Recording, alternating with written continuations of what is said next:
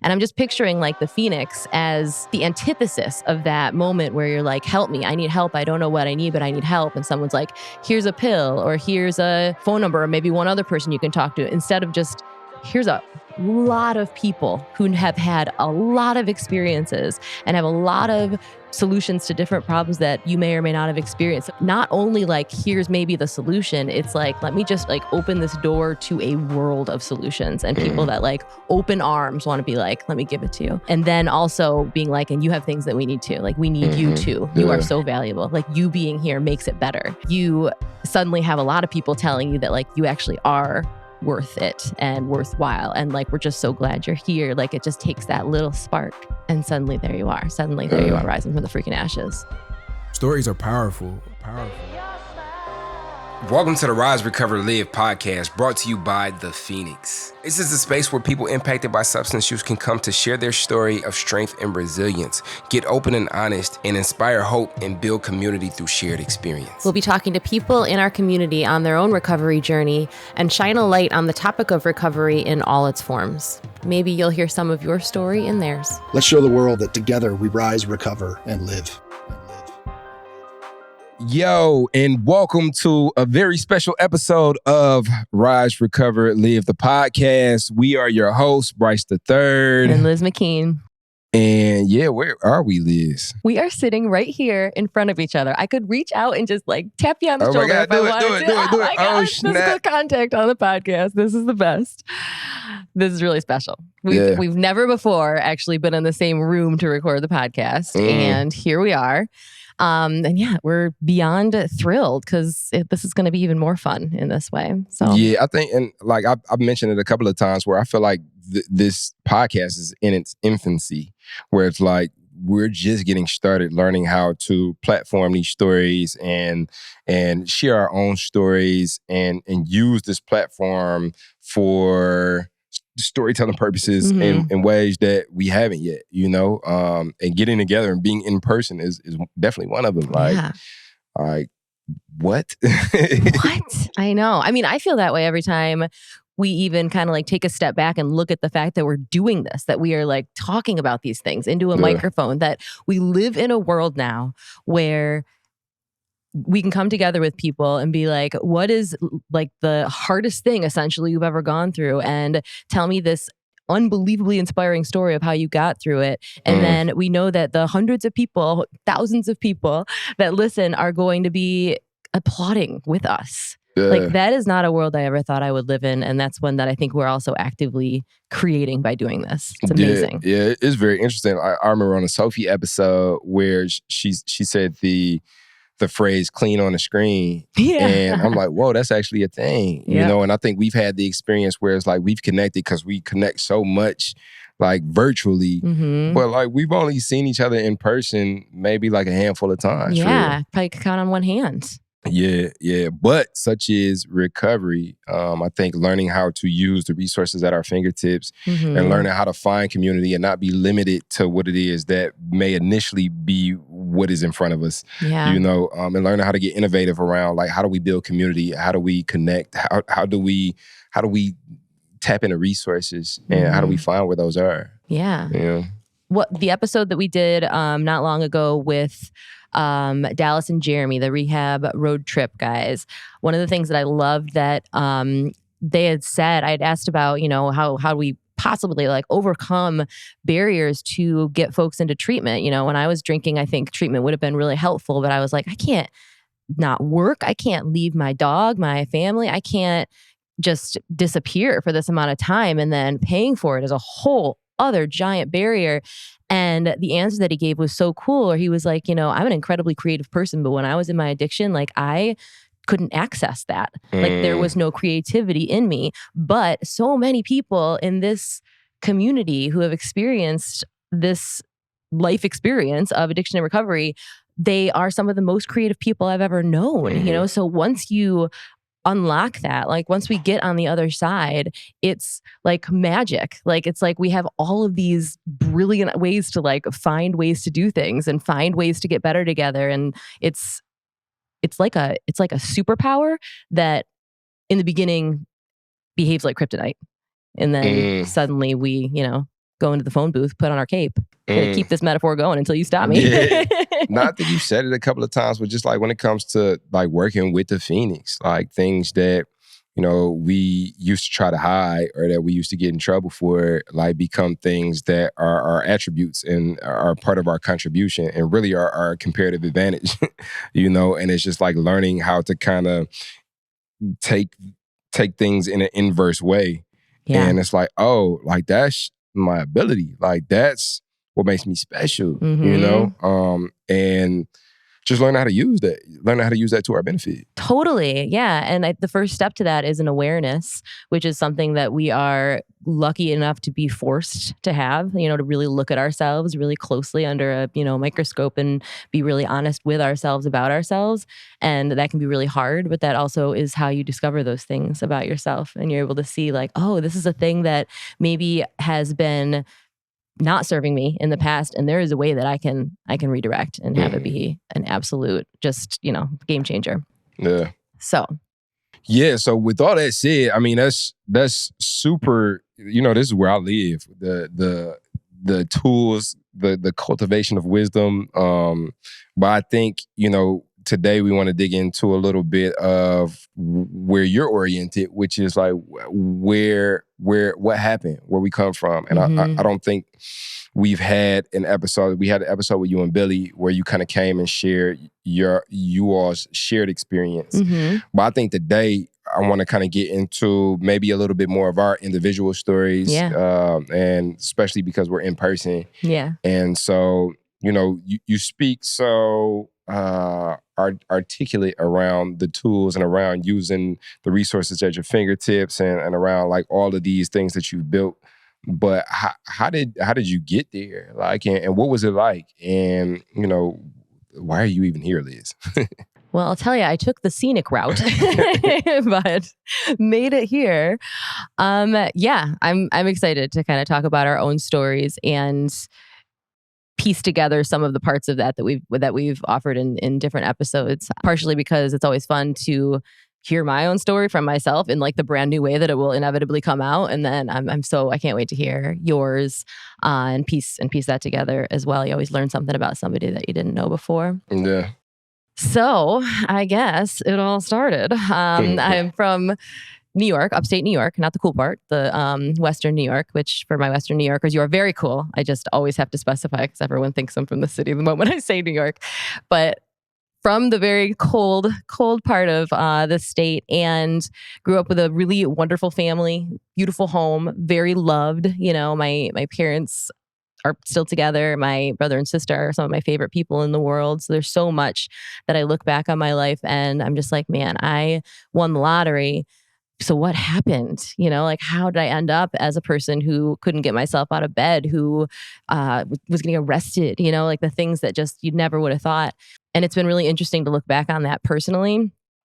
And it's been really interesting to talk about that because I find that there's a lot of experiences that people have, even when things look good on paper, that can cause some pain and some suffering. And as humans, we just want to feel better when something hurts. So I feel like a lot of my story was about trying to feel better. I was anxious when I was even probably in utero. I think I was just born that way. Always a really anxious kid, but part of that anxiety was wanting to be good and wanting to be liked and wanting to be the best at things. And a deep-seated fear of getting in trouble. I remember that from the earliest days of my childhood. And you learn pretty quick as a kid, like what you'll be praised for and what is less comfortable for people. And I learned that a lot of my, you know, the things that were hard for me, the anxiety, the fears, just like the ruminating of like what bad thing could happen to my family. Is my, you know, house going to burn down? Is, you know, something bad going to happen to a person that I love? Am I going to get in trouble for this thing that maybe I forgot to bring to school? And hid it, you know, and just pushed it all down. Like even as a really little kid, like let me make sure that these big scary feelings, nobody else is experiencing them but me.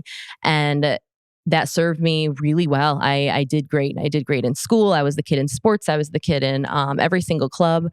We've had this conversation before where I was never just in a club. I had to be the president of the club. I had to be the captain of the sports team. I had to be top of the class with the best grades, and was just dying inside. Didn't sleep at night. That started really early on. Had horrible nightmares, just a lot of really hard things. And one of the things that I made sure to not do, because I didn't want to ever get in trouble, was ever ingest a drink or a drug. Like, I didn't go to parties. I wore my Dare shirt proud, was just like, I am the good kid. And was also just so afraid of it, because I was sure that, something bad would happen if I ever tried anything. Then I went to college. Somehow my arm was twisted enough that I did try drinking, and I will never forget that first time that I got drunk. It was like it was like the skies had opened, the heavens were presented to me, like the sun was shining again, like the knot in my chest was suddenly like released. And I was like, this is it. Like, this is how people feel. Like, this is how life is supposed to feel. Like, I'm happy, I'm free, I'm fun, I'm funny, I'm like all these things. And also I'm getting really good feedback for it. On top of it, I'm not getting in trouble. Actually, people seem to like me more. Like, I'm going to the parties now. I'm a cool kid now. So it was just like everything I'd ever dreamed of. I think that was pretty significant. Did you have that happen? I don't know if it was like an immediate thing where it's like, oh, here I am. But I think for me, it was, and we can get a bit deeper into like my personal experience. I think for me, like, it was like my mind is loud. I hear like I hear voices all the time. Sometimes it's like voices of judgment. Sometimes it's like creative things. Sometimes it's like, did I do this? Sometimes it's rumination. Sometimes it's, what do they think of me? Sometimes it's anxiety, And so when I was coming up, it was something that I dealt with, didn't really know how to build the tools around it. And then when I first got blow, like when I smoked some weed, and it was like, like they went away for a second. And it was like, okay, so I can suppress them. I could turn them off. Yeah. And then that allows for me to just show up and be as I had the opposite. Whereas like where I was at, people were doing things that weren't the best. And so like me turning those, because one of those voices was my conscience. So being able to turn that voice off allowed for me to show up and partake in some of the stuff that was around me. Like, all right, I guess we doing this then, shit. Cool, I could do that too. I could fit in. Why do I always have this kind of, like, let me turn that off. Yeah. So that's what it was for me. It wasn't like, hey, I'm here and I'm functioning like everybody else. Look at me, I could fit in. Yeah. It was more like, hey, like I could, I'm no different than nobody else here. Like, whatever, like let me numb up. Yeah. That makes so much sense. Yeah. And there it is. Suddenly you find the thing that works. So you continue to do it. And I continued to do it. Like I went in really hard in college and just never wanted to I didn't ever want the party to stop, and could not relate to people who did, who were able to like turn it off. And I'm just thinking about like the racing thoughts and everything. And those get louder, the day after. Certainly with alcohol, like the whole hangxiety thing that suddenly has a word that didn't back however many. Hangxiety. You ever heard of that? No, what is that? Oh yeah. So, obviously hangover and anxiety, those two words put together. Because the message we always got was like, a hangover is this. Like, you wake up, you feel really sick, your mouth is dry, you're really nauseous, you have a really big headache, and it's like a joke on TV and movies, that's just the typical hangover. But the thing that would happen to me is I would be just like, the anxiety that already was hard for me was crippling, like cannot even breathe, crippling. And it would get worse and worse the more that I, continued to drink a lot. And what I learned, unfortunately, is that if I drank, that would go away too. So it was like, here's a problem. Here's the thing, the only solution I've ever found that helps me with it. And then here's the problem again, but suddenly it's like amplified the next day. Let me pour more of the solution on it. And as you can see, that is just it gets higher. Not sustainable. as it turns out, sustainable a lot longer than you would think. Tell me more. Yeah, I mean, I was still really successful because it was still, that anxiety had a purpose, and it was incredibly motivating to still be a high achiever. And so I could still continue to achieve for a long time. It was some years before I started to be like around the clock drinker. That was much less sustainable. But the every day, like, can't wait till it's time again. When's the earliest I can start? That was pretty immediate. And yet I was still able to graduate from college with honors. Hold relationships, friendships, my family. I was definitely more distant from my family and now I have this thing that I know that I'm doing that's really not okay. The frequency of which, but it's worth it now to do that anyways. It's worth it now to like not be perfect because this is the way I can be okay. I can survive. It felt like survival to me. And then, I got a job out of college. I'm sure I could have done much better, much earlier if I had not had this other crippling thing. But, to be honest, it was just on top of another problem, like that anxiety, panic attacks, which is what they had to turn into. Like that had become something that was just going to continue to get worse. So, I had jobs after college. I moved around. I continued the party. I would really make sure I was surrounding myself with other people who wanted to just do nothing but go to bars. If you were a person who was like, I don't know, like, let's do lunch and not have mimosas. Let's, maybe go on a yoga retreat, something like that. I'd be like, that's cool. I'm never going to talk to you again because you make me feel bad. I made my world a place that I could feel like I wasn't doing anything like really wrong. So that continued for a lot of years. I got to the point that I was drinking in the mornings. That was something that would typically take me down after not too long, because you can't go to work drunk and have people not really notice. So eventually you stop going to work because you're sick, quite a bit. I would end up in bed for weeks at a time with just like panic attack after panic attack. A lot of times, my family was there, my husband was there. They were trying so hard to help me. And despite that, they didn't know whether, is this anxiety? Like, is drinking maybe the problem? Meanwhile, I've got bottles hit around. So I'm making sure that I'm still drinking even while I'm supposed to be just like in these little recovery periods.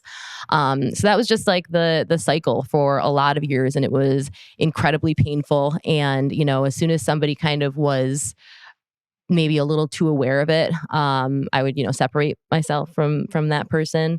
And it got to the point though that I really knew that I had a problem. And that was probably a good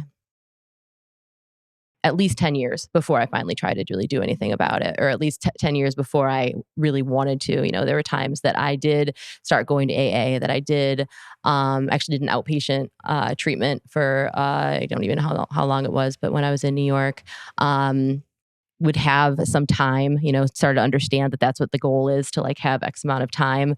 But usually once I got X amount of time, I would decide I was better because I still felt like crap, was still so anxious. And so I would drink again. And as most people who have this experience know, it doesn't take long to get just as bad, if not worse, as you were once you start, even if you stop for a while. So that was a lot of years of excruciating pain. And on top of that, excruciating shame. Because now, I was that little girl who was so afraid for anyone to know that anything was wrong. So afraid for anyone to know that like underneath it all, she really was bad, but she was really good at hiding it. Just really wanted everybody to love her and tell her she was good. And it was just getting harder and harder to hide it until it was impossible to. And on top of that, this addiction, I could not live without alcohol. Could not. It was survival. It was the only thing that I thought was keeping me alive. And then one day I saw on Instagram, in one of my desperate, I'm sure, anxiety scrolls, somebody posted an Instagram story where there were people in a gym wearing shirts that said sober, high-fiving and smiling and talking about recovery in a way that I had never heard it before. Like, I only knew of, you're bad. Then you go get help. And then you like desperately with your fists tight, try to not do this thing, the only thing that actually gave your life any color for ever and ever, until you die. And these people didn't look like that. And so I went to a CrossFit workout, which, I'd been an athlete my entire life. Obviously that had slipped way away because my health was not good. But part of me like wanted, it was like a little light turned on because that little piece of me was in there too, you know? And so I went in that gym, and it was exactly what the picture said. It was just people who were just like, yeah, we're sober. Like we did the thing. Like we had those terrible things happen to us, and we're so proud that we're here now, and we're so glad that you're here. And like that is expected of you is to come and like, hey, you want to lift this weight? Let's high five. Like, okay, see you next week, you know? And I was like, this is what it could look like. Like these guys are pumped. You know what I mean? Like we're not drinking. Like, is this really like how it could be? And I kept coming back, and that was the time it finally stuck. And so that thing that stuck out, like what was the main thing that stuck out when you saw these people that made it stick this time? I think it was that they were happy. And I was just so desperate for happy. And any other time I saw people who were happy, it wasn't accessible to me. Like, I can't have that. Like, I don't get to be happy. Like, I am just a person who doesn't get to be happy.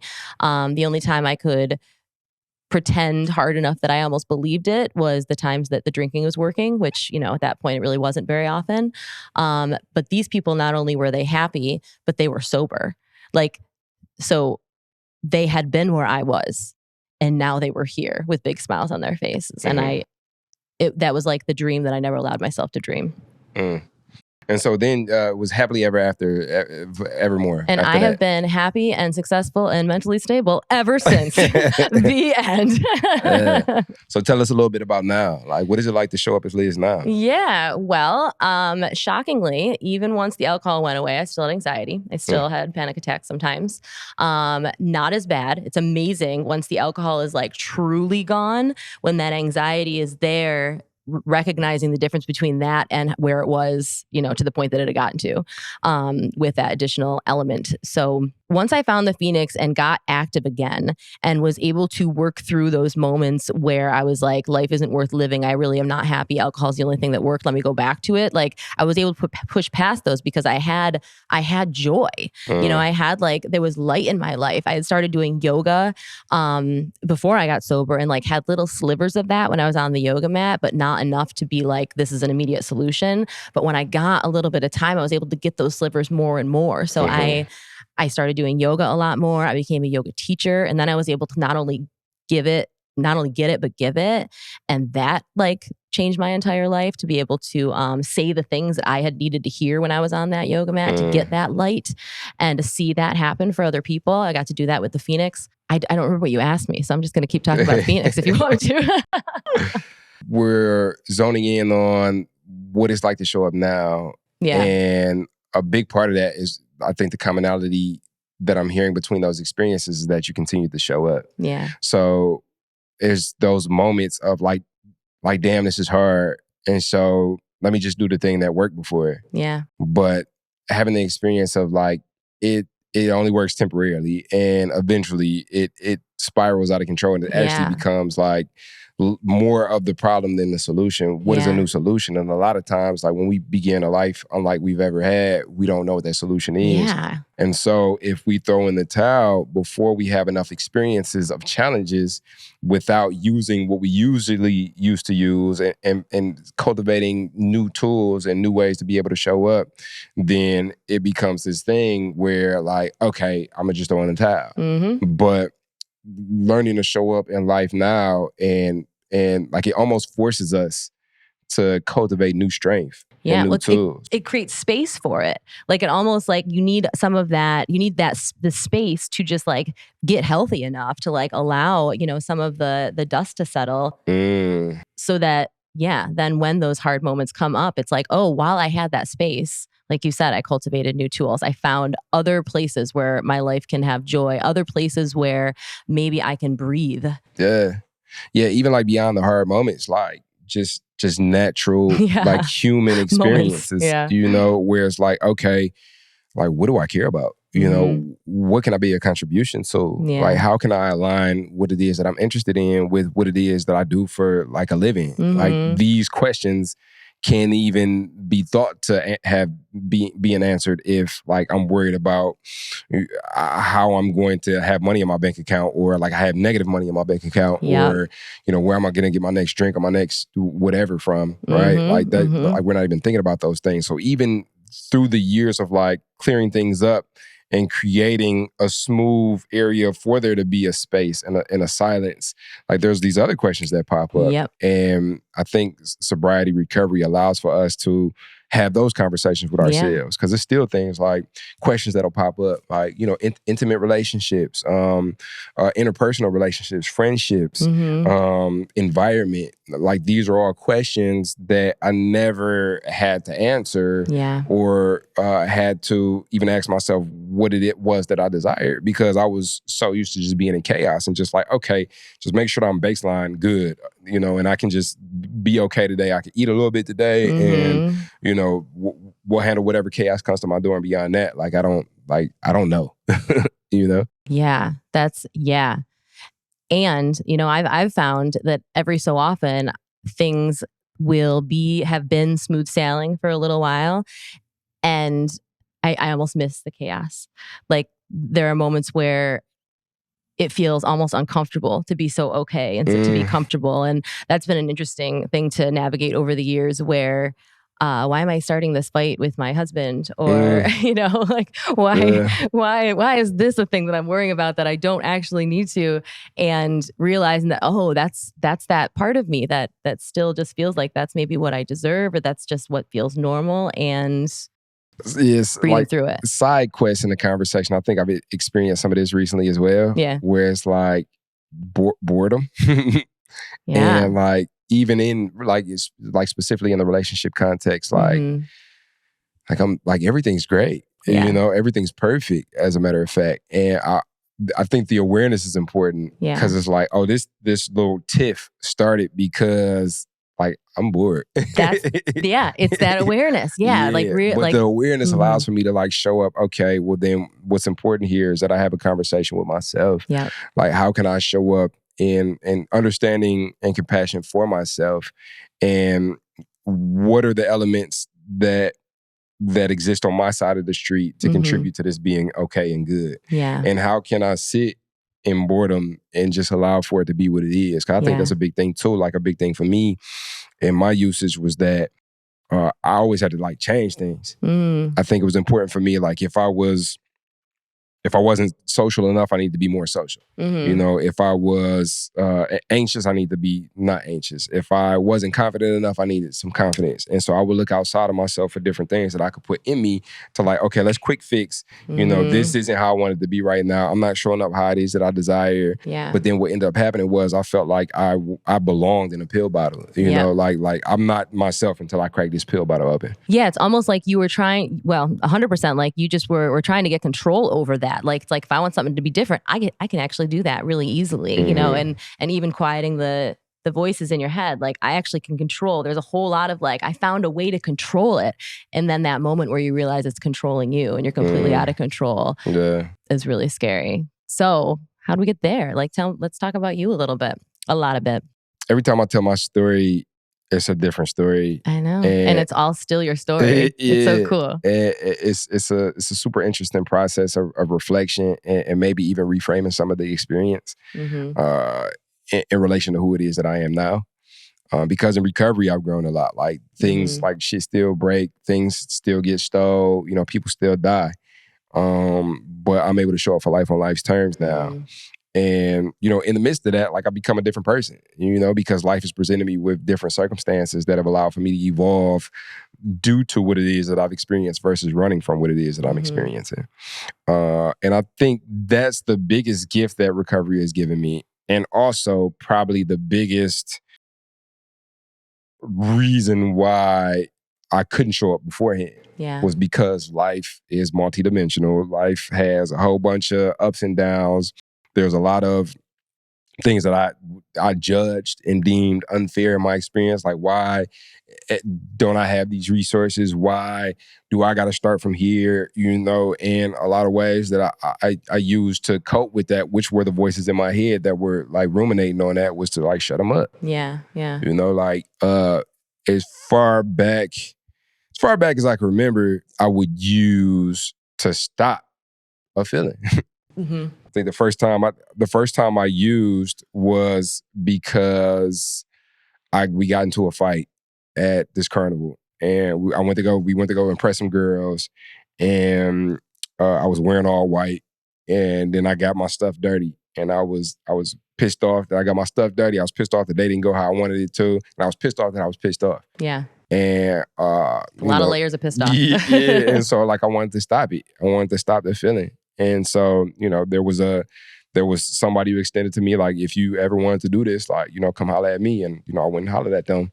And then that first, like, actually getting high, I tried a couple of times, but I didn't inhale or whatever. Like, I didn't do it right. And then, like, I was shown how to do it. And it's like, ooh, okay, like, this did something, And then, like, I was like, okay, that's the mission. I think I was even...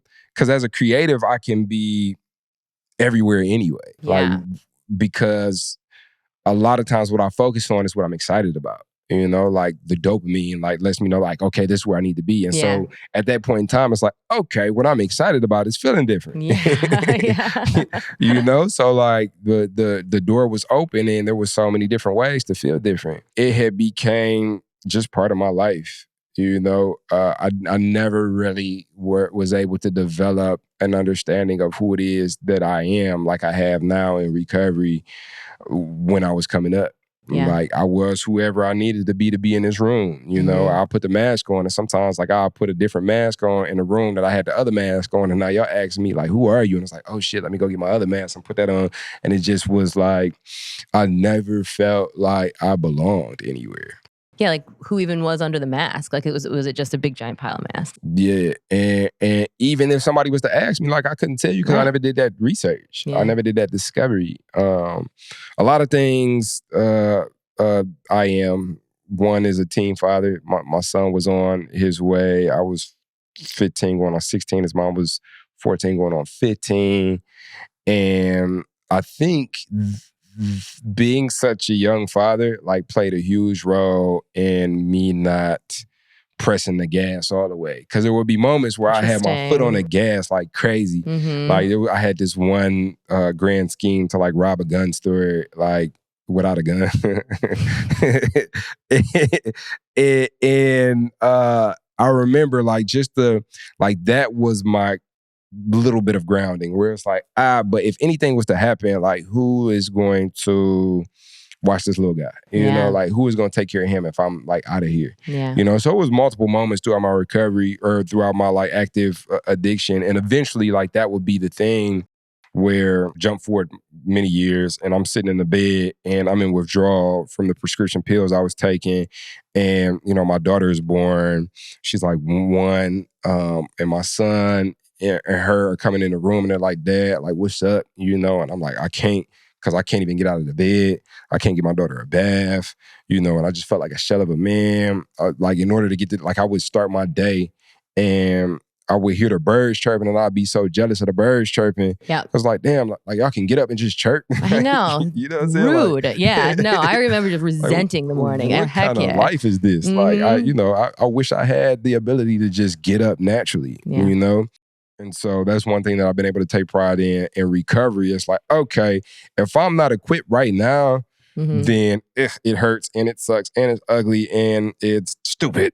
But I'm willing to have that experience so I can cultivate the wisdom and the strength that allows for me to show up better next time. I don't even know, like, what path I want to tell. I think basically I just was that type of person who, like, there is something outside of me that will fix me and turn me into who it is that I need to be immediately. Mm-hmm. Even now, like, how they had that famous question, like, if you had one superpower, what would it be? Yeah. And, like, I've got mine down to a T. Ask me and I'm gonna tell you, like, I would be able to touch people.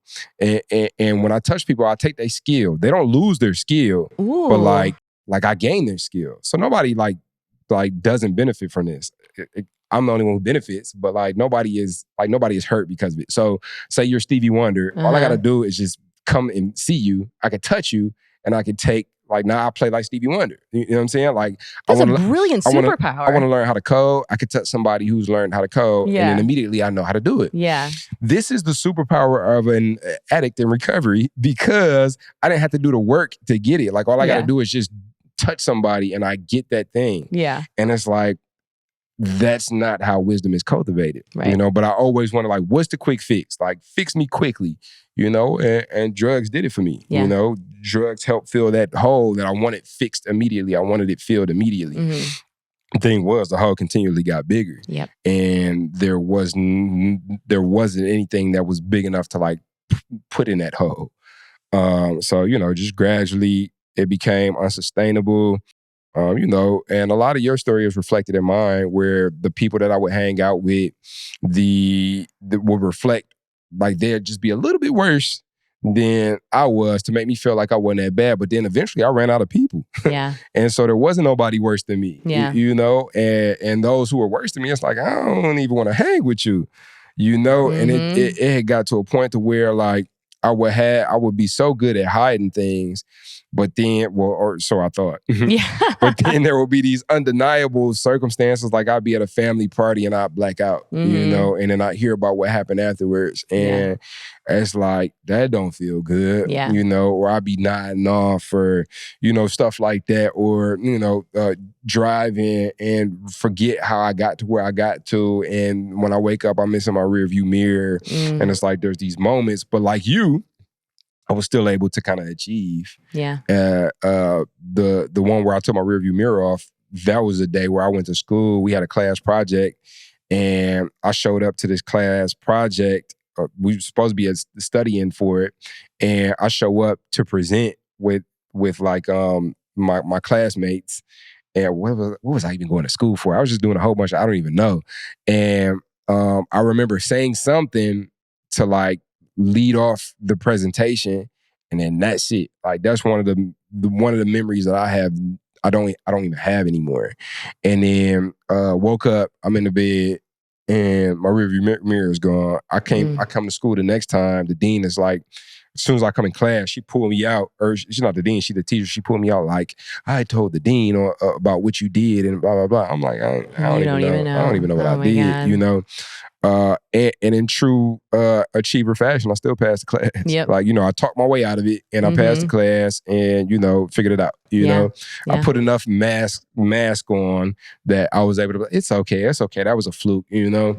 But it just became a thing where I couldn't suppress and it just would make its way out. And then I think for me, and this is the super abridged version, but I think for me, the kiddos, man, like they say that you can't get sober for anybody else. When I first went to rehab, there was this guy, RN named Steven, never forget his name, and he was like, what are you here for? And I'm like, I got kids, man. He was like, no, you're not here for them, you're here for you. Change my paradigm early. I'm like, okay, perfect. You're right. You know, and then that really like planted the seed. But just recently I realized like, yeah, but also they were the catalyst. Yeah. Like being a father and not being equipped to show up for what it is that I knew was my responsibility was a squeeze enough to be like, yo, like you got to do something. Like something got to happen. And I had no semblance of what it was that was supposed to happen. Nobody around me talked about recovery. I didn't have a language. I didn't know what AA was. I didn't know what recovery. I didn't know anything like that. So when I was asking for help, you know, I would go to like the doctors, the emergency rooms. They'll give me like a little benzo and send me on my way. I know. Here's a pill to fix the pills. Yeah, and give me like a sheet of paper. Like, here's places that you can reach out to. I don't know what none of this is. Like, I need help. I don't know what I need. I don't need this, what you giving me. I need help. I remember that last day, I had like my breaking case of emergency glass kit, which was like a half of Xanax and like a little shot of absinthe. And I was withdrawing cold turkey. I might have been about to die. But I'm like, I'm only gonna use this if I can go talk to somebody. Yeah. And so I got an appointment with this therapist counselor that I've been talking to, and I broke in case of emergency. I took that, and that got me out the house and got me there. Yeah. And I knew that I was negative in my bank account. I knew that I didn't have anything. Like I knew like there's a deficit out there. So I don't know what you can do, but I need you to do something. You know, and even her, she was like, oh, I wish I was a prescribing doctor. I would give you what you need. And it's like, Thank God you're not, for heaven's sake. I damn near like threw stuff off the table. No, you're not hearing me. Like, I don't want any more of that. Like, I need something, but I don't, like, I didn't have a language. Yeah. I don't know what I need, but nobody's giving me what it is that I think I need. She was like, do you want to go somewhere? I'm like, whatever. You know, and she ended up calling this treatment center, and they had one bed left that day. And, you know, that's where I went in and I started this new life. And ever since then, it's been about uglily facing life. Ugly. I don't know. We're going to have to play around with that. like a goblin. Like, I'd rather look like a goblin and look ugly and look messy and feel like the hairs are standing up on the edge of my skin like I'm scratching a chalkboard and like, ugh, this just sucks. I'd rather feel like that, get through it, and then live a day where it's like, oh, I got through that. And so now, you know, the next step is just showing up again and continuing to show up again. And this is in professional, this is in interpersonal relationships, this is as a father, this is as a teacher, this is as like all the roles that I've been blessed to be able to show up in life and contribute to. Like, it's the showing up and cultivating the wisdom through going through some of the lowest points in my life. I've had some of the lowest points in my life in recovery. Yeah. You know, like very low lows. But the beauty is, like, I didn't have to pick up those things that temporarily solved it. Like, I can show up for it, and in showing up for it, like, I cultivate that wisdom that prepares for me for the next day. Yeah. And, you know, along the way, you know, it's super abridged version, but along the way, came across the Phoenix.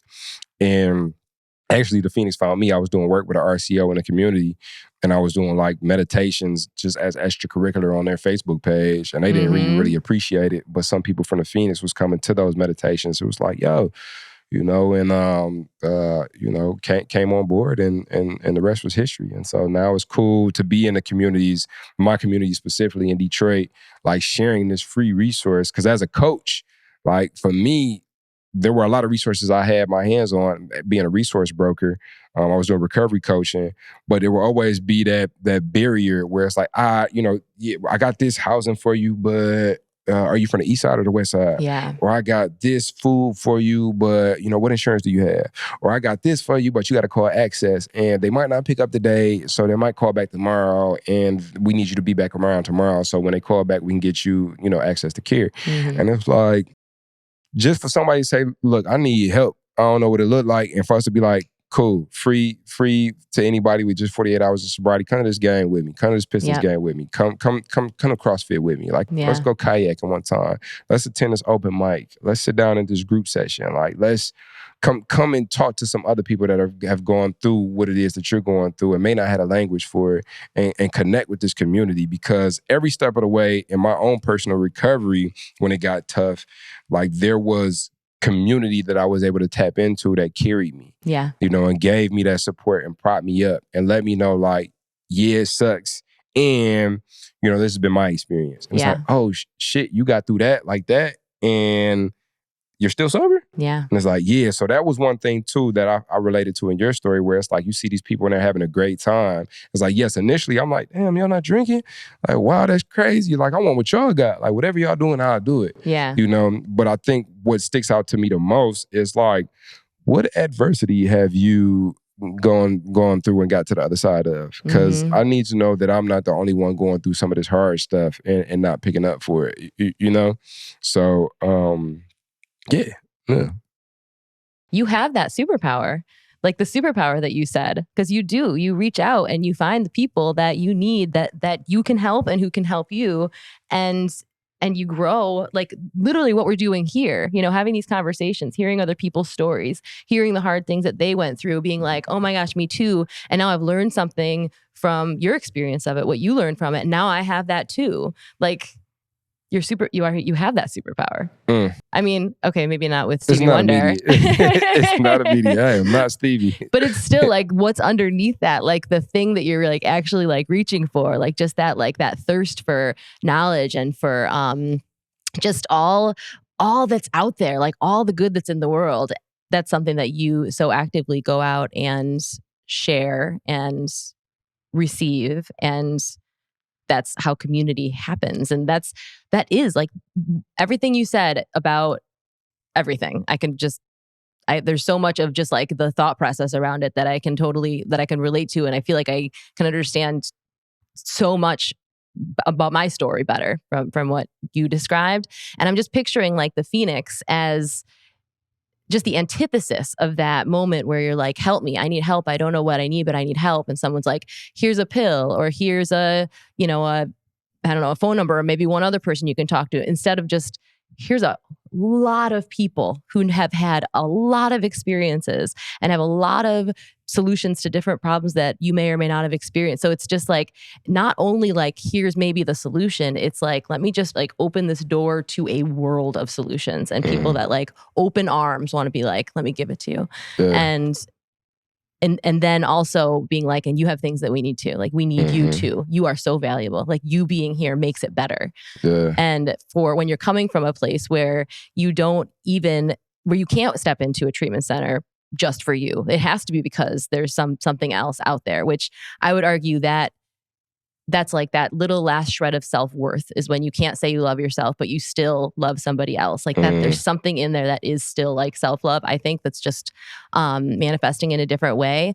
But when you suddenly have a lot of people telling you that like you actually are worth it and worthwhile, and like, we're just so glad you're here. Like, it just takes that little spark, and suddenly there you are. Suddenly there you are, rising from the freaking ashes. That's so cool. Yeah, it's super dope. We just had a big event in Detroit, Motor City Recovery Night. And it was a couple of moments that stood out, but it was one moment that stood out where the mom of one of our volunteers, like, you know, really, you could tell she really wanted to meet me. She pulled me to the side and she was like, yeah, I wanted to meet you for so long. I wanted to thank you for, you know, allowing a space for my son to come and just be in a community that he's been able to latch on to and tap in with.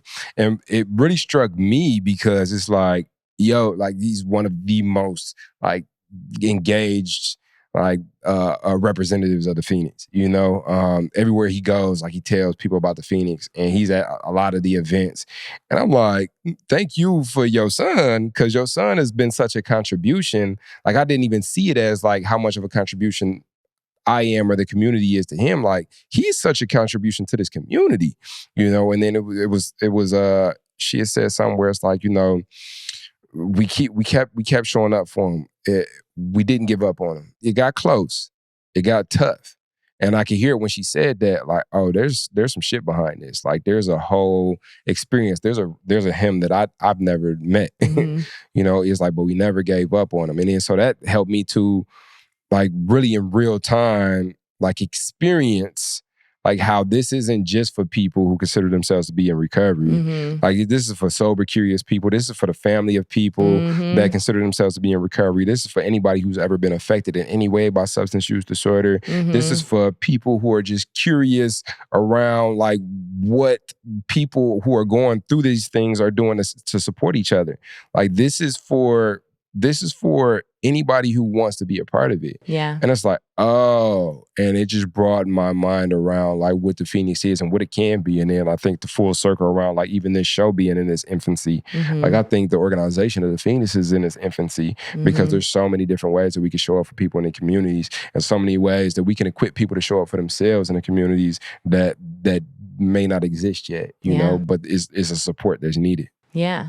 Yeah, I 1,000,000,000% agree. And when I look at all the things that we're doing, the community, the organization, the big plans, you know, just like change the world, like be part of, join, help lead this movement to eliminate stigma and inspire people to not only maybe realize that they can recover, but also maybe not have to start in the first place, maybe not have to go through some of the fire that so many have already had to go through. And I get to see that through such different lenses with every single person that we talk to here. Because everybody finds their own Phoenix, you know, and I've loved talking to you about it and hearing so many things that you've kind of uncovered about it, because you came to it years into recovery. Like, you had, you know, somebody could look at you and be like, you got this figured out. Like, you're, what do they call it? Like, you're an old timer, you know, like you've got years and years under your belt. You know how to do that. You were out there coaching people, and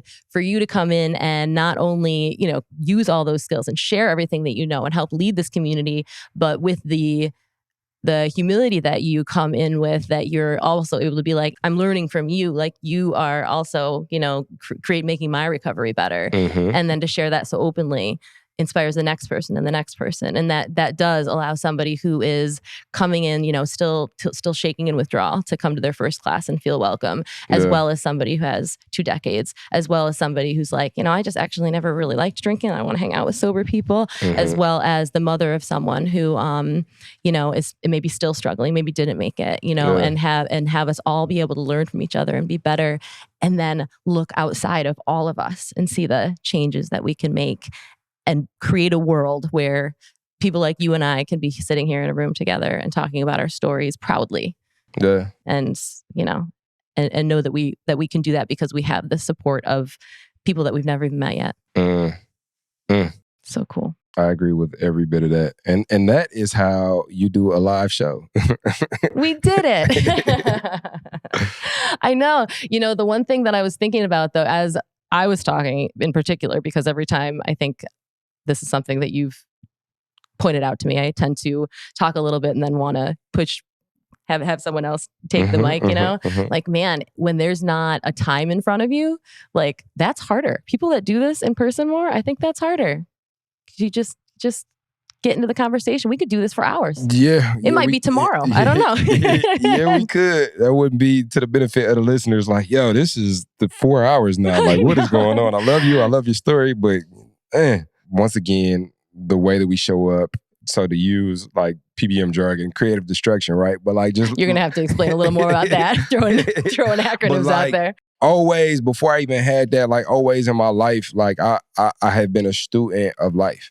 Like in my recovery, I've been a student of life. Mm-hmm. Like if I find something that works, I appreciate it. And if there's something better, show me. Mm-hmm. And I have the humility to say, okay, this has worked for me, but is there something better that works? Mm-hmm. And so I think that has bled its way into this organization. Yeah. And that also bleeds its way into the way that we create this show. Mm-hmm. And so don't get crazy used to how it is that we show up, because we'll, most likely show up in a different way if there's a better way to show up. And so this is cool to be able to do this live show in person with you, to be able to like touch you and I know. So all my brilliance, what skill did you get from me when we when we gave a high five for the first time? Are you a yoga teacher now? Yeah, no, I'm a yoga teacher, and if you ask me too much stuff about me, I'm gonna start asking you questions about you. I'm gonna deflect. Oh my gosh, I don't know. I didn't mean to give you that. I'm sorry. I'll take it back. Please never stop talking. The world needs your words. But yeah, speaking of the world needing your words, how can the audience get their words to us?